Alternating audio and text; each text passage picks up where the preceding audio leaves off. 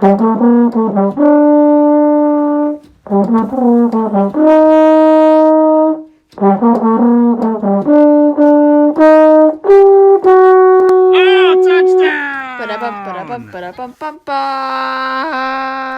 ba-da-bum, ba-da-bum, ba-da-bum, ba-da-bum, ba-da-bum. All right, week 3 NFL. Week 2 is always weird. You get upsets, you get guys get hurt, you get guys that have big fantasy days and then do nothing the rest of the year. So, we had a lot of that last week. I'm not going to go into it because I don't remember half of it anyway. But we'll take a look at this third week of the NFL coming up. And we started off with Carolina at Houston Thursday night. Carolina's 2-0. Darnold is playing well. Defense is playing well. Now, listen, they've gone against the Jets and James Winston, so, they put a little asterisk there. But, those guys are Hall of Famers compared to what they're getting Thursday night, where they're getting Davis Mills. So, Houston's a bad team. They upset Jacksonville, if you will, week 1, so they got a win on there. But and then actually played well the first half of Cleveland game. But you started to see what this team's going to look like now, even with Tyrod Taylor out. So Carolina's going to win the game. I'm sure they're a popular survivor pick this week. I think we were going to take them too. So because when else are you going to be comfortable enough to use Carolina? But I'll take Carolina in this one. All right, Sunday, early afternoon, and once again, we have 9 games scheduled and only 8 DirecTV boxes. Again, I don't know why we keep forcing this 9th game in there, but whatever, we'll do it. Washington is at Buffalo. The Giants had all that opportunity last Thursday to beat Washington. Washington's defense did not look great. Danny Dimes put up 31 fantasy points. Had a wide open touchdown dropped. He got a rushing touchdown callback to penalty. I mean, they were up and down the field in that one. So you'd like to think Buffalo will do the same thing. Now, they struggled against Pittsburgh week 1, and then they blew out Miami, especially after Tua went down. So, you hope that Buffalo just gets back on track here, and Buffalo will win the game. You'd like to see them perform well against a supposedly good defense, but I'll take Buffalo. Chicago's at Cleveland. You got Justin Fields starting this week. Baker Mayfield banged up, but he's going to play. Odell Beckham will be a game time decision. But of course, they don't have Landry, but Cleveland will be able to run the ball here. And I think their defense should be able to limit Fields. I could see Chicago, hanging in this game, especially if Fields plays well. But I think Cleveland will win the game. This is funny. Most of the games this week, it's either 99% one team or like it's a straight 50-50. And good luck trying to pick them all. I'll take Cleveland. Baltimore's at Detroit. Detroit's been feisty on offense, but you can tell it that they just don't have enough weapons to hang with a team that can score points. And you saw that San Francisco put 41 up on them. Rodgers had 4 touchdowns last week. Aaron Jones had 4 touchdowns. I mean, it's too much. And Baltimore's they're going to go up and down the field. So you're looking at another blowout here, and Baltimore win the game. Indianapolis is at Tennessee. Tennessee, nice comeback against Seattle last week. Really didn't look like they were going to be able to come back in that one, but especially against Russell Wilson, you're surprised that they were able to do that on the road. Indianapolis, who knows who they're starting this week? Wentz probably not going to play. They got 2 backups that might get some time. It doesn't really matter. Tennessee's going to win the game. Derrick Henry will run wild. Chargers are at Kansas City. Kansas City, Kansas City blew that game last week. They got up 11. Lamar was struggling a little bit. And then I don't know what happened. Either they got concerned. I know CEH fumbled there late, but I feel like Kansas City took their foot off the gas late in that game, and Baltimore snuck back in there. Chargers, Herbert hasn't looked great this year yet, but don't just everyone calm down. He'll be fine. This should be a nice kind of pinball game to get him back on track. But again, I just think Kansas City's, obviously Kansas City's a better team. But I could see the Chargers pulling an upset here, but I'm going to take Kansas City. But don't be surprised if the Chargers shock some people here. I'll take the Chiefs though. New Orleans is at New England. Look, I know everyone got excited when famous Jameis threw 5 touchdowns the first week, but he came back down to earth last week, and Bill Belichick should easily be able to game plan for Jameis Winston. The one thing you do worry about with New England is that they are throwing a rookie quarterback out there, but I think New England controls the clock here, runs the ball, gets famous to throw a couple picks, and then New England will win the game. Atlanta's at the Giants. Nice fantasy game here. 2 bad defenses, 2 high-scoring offenses. You want guys in this game.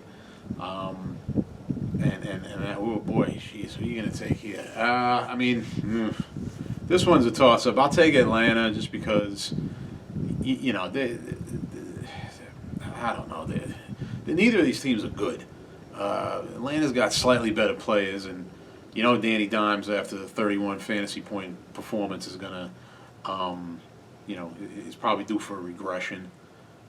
So I'll take Atlanta, and plus, you always want the Giants to lose. So Cincinnati's at Pittsburgh.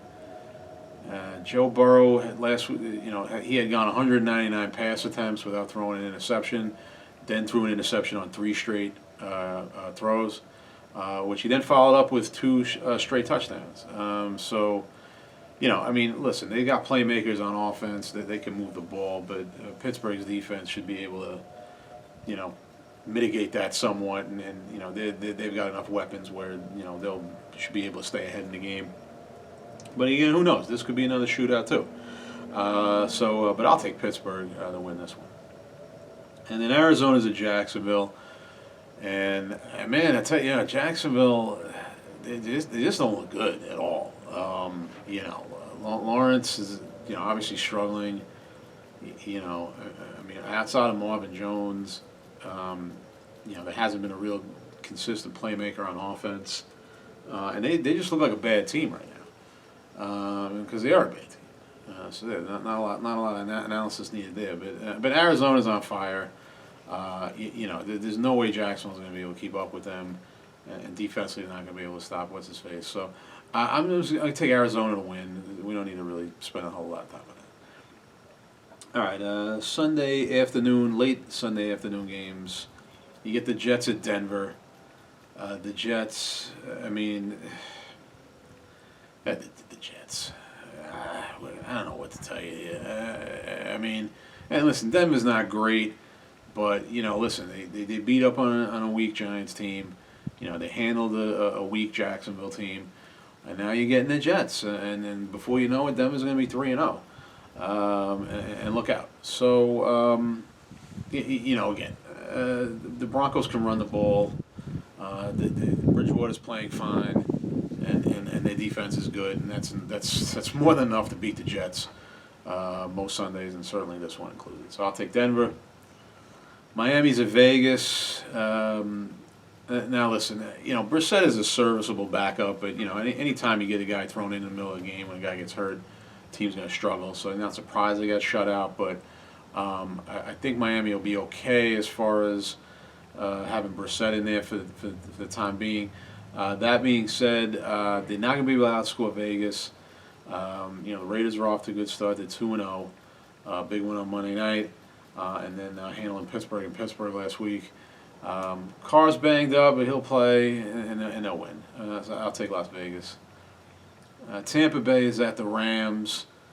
It's 2021, and man, we're still talking about Tom Brady. It's just, it really is unbelievable that this guy is still playing at this level 20 years later. Now, listen, I know he's got a jacked up offense there. He's got a lot of talent there, but I mean, it's just it really is unbelievable. And listen, the Rams defense is not all it's cracked up to be right now. I mean, they handled the Bears week 1, Dalton, but the Colts put up 24 points last week with Wentz not in the game for part of it.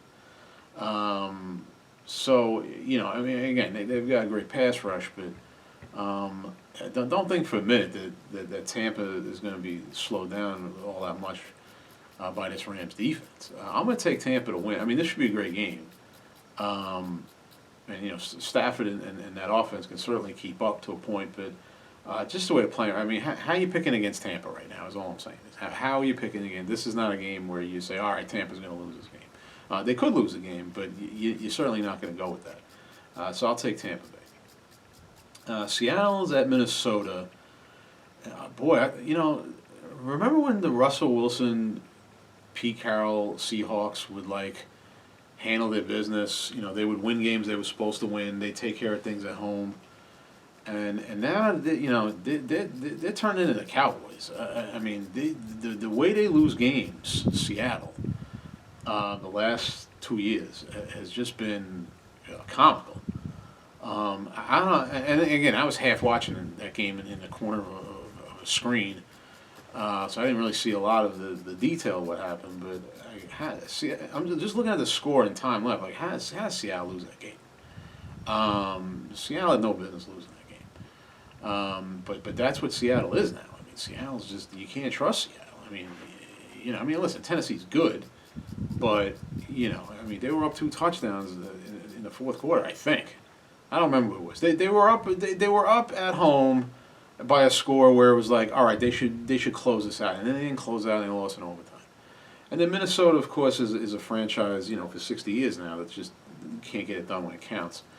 But again, I mean, this game is a toss-up. God, I mean, obviously you'd like a nice shootout here for fantasy purposes. Everybody and their mother's got somebody in this game. I'm going to pick Seattle, but with almost zero confidence, because it's going to be some which team is unluckier today kind of thing. I'll take Seattle, but your guess is as good as mine. Green Bay's in San Francisco Sunday night. This is another one. I mean, good luck trying to figure out who's going to win this game. I mean, yeah, Green Bay's got Aaron Rodgers, but I mean, I feel like San Francisco handles Rodgers whenever they play each other. I mean, the only thing I can think of off the top of my head right now is beating them up in the NFC Championship game 2 years ago. But I don't know. You just look at it and go, oh, well, Green Bay should win, but because it's Rodgers versus Jimmy Garoppolo. But then it's like, well, wait a minute. San Francisco's defense seems to have an answer, and Kittle usually has a big game. And listen, it doesn't matter who's running back there. As long as they got somebody capable, they can run the ball. Again, I'm going to take Green Bay with almost no confidence. Really, the only thing you might be confident is that Rodgers does seem to perform well in primetime games. But other than that, I've got little to no confidence in this pick. San Francisco could very easily win a game, but I'll take Green Bay. And then Monday night, Phillies at Dallas. And listen, look, the Cowboys, their offense is playing well. And you really like the way they were able to run the ball last week with both Zeke and Pollard. So, I mean, if they can keep doing that, they're going to be hard to stop on offense. But again, and even though they ended up winning the game at the end, the clock management at the end, the end-of-game situation is just something that just drives you up the wall. And week 1, they had the ball down 2, and they got into Tampa territory, and Tampa only had 1 timeout, and they had a first down, and Tampa should have never touched the ball again. But instead, they only waste 30 seconds. They kick a field goal to take the lead, but then they leave Tom Brady enough time. Now, at least last week, they learned that part of the lesson where they made sure, because they took over with about 4.5 minutes left, the game is tied. They at least ran their offense to where they made sure it would be the last drive of the game. But then, that last 2 plays there with 30 seconds, I forget what happened. They had a play, the clock was running, and there was plenty of time to run another play. They had a timeout. And then they just let the thing go down to 4 seconds, and then now you're looking at a 56-yard field goal attempt. Now I read somewhere McCarthy was like, oh well, the clock we were looking at the powered off, and then they didn't know what the time was, and then I think Pollard or somebody didn't get off the field in time. But the point is this: is that you guys don't still have it together when you've got to execute these plays, and when you play in competitive teams. You're going to be in these situations over and over again. And listen, the Chargers aren't a great team, but they're good enough where, you found yourself in that situation again. And the same thing could be true again against Philly.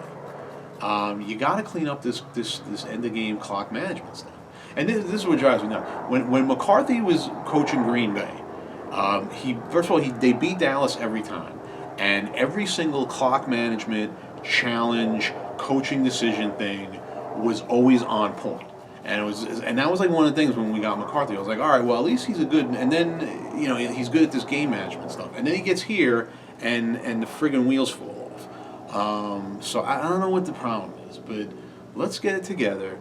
Let's beat Philly, all right? Because again, probably be a good game, but Cowboys are better, and they'll win the game. But let's just come on, just clean it up, Cowboys. I'm not asking for a whole lot. I mean. You know what I'm saying? Just get. You're gonna be in a close game. Just be smart at the end. That's all. Just make the right plays and execute. That's it. I mean, that's not hard. All right, so there you go. So that's good. They're playing Monday night. My kid's got a baseball doubleheader on Sunday, so now I can just watch that and relax. And then we'll see you Monday night for the Cowboys. All right, Week 3 NFL.